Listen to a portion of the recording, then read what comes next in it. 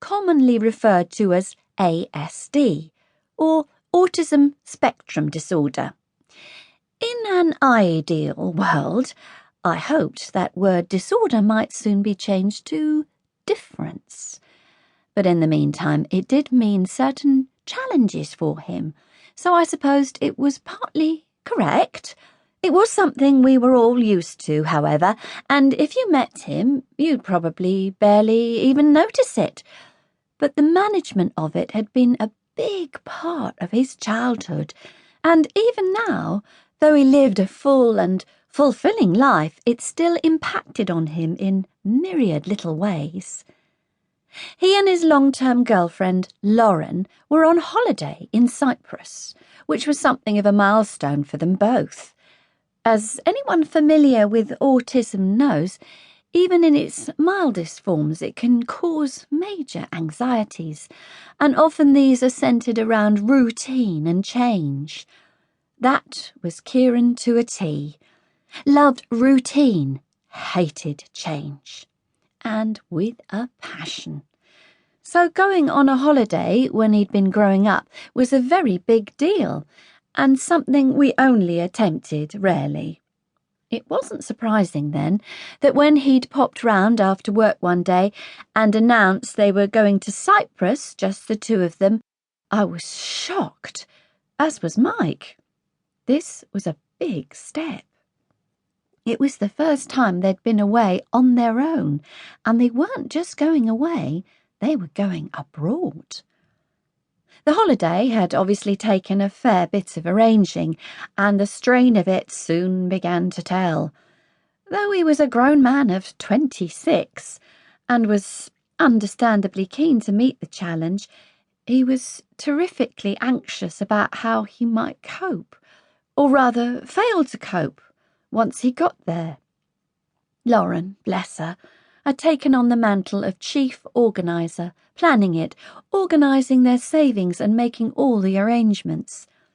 But as the date had loomed, we could all tell he was struggling with the thought of it, as he reacted just as he'd done since he was a little boy, by chewing off all the skin around his fingernails. That was always a bad sign. So much so that I'd begun to question the wisdom of going at all.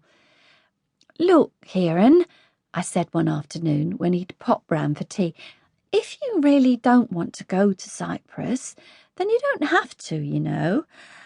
A holiday is supposed to be something you do for pleasure, after all. Have you spoken to Lauren about how stressed you are?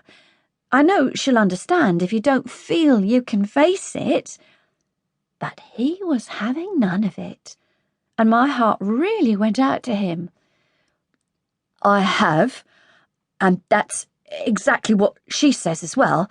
But no, Mum," he said, "I really want to go. If I can crack this one, I'll have it cracked forever then, won't I? Well, sort of. I'm just...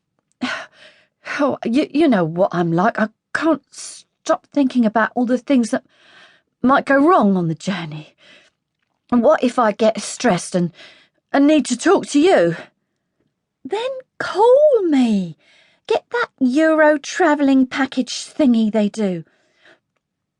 "And what if I don't know where to go at the airport or what queue to join, and Lauren doesn't either? What if we accidentally get on the wrong plane?" I was pretty sure Lauren would have had all of that under control, because she was a brilliant, capable girl, not to mention the fact that air travel was almost like bus travel these days. But I also knew my son and how his anxieties could overtake him, so much so that he'd stopped coming on family holidays at the age of 16, preferring to stay instead with my sister Donna. No, Kieran just needed to know there was a safety net, that was all. "So, like I said," I repeated, "if Lauren can't sort it, get your phone out and call me. And I tell you what, how about I call you from time to time in any case? You know, just to see how you're doing."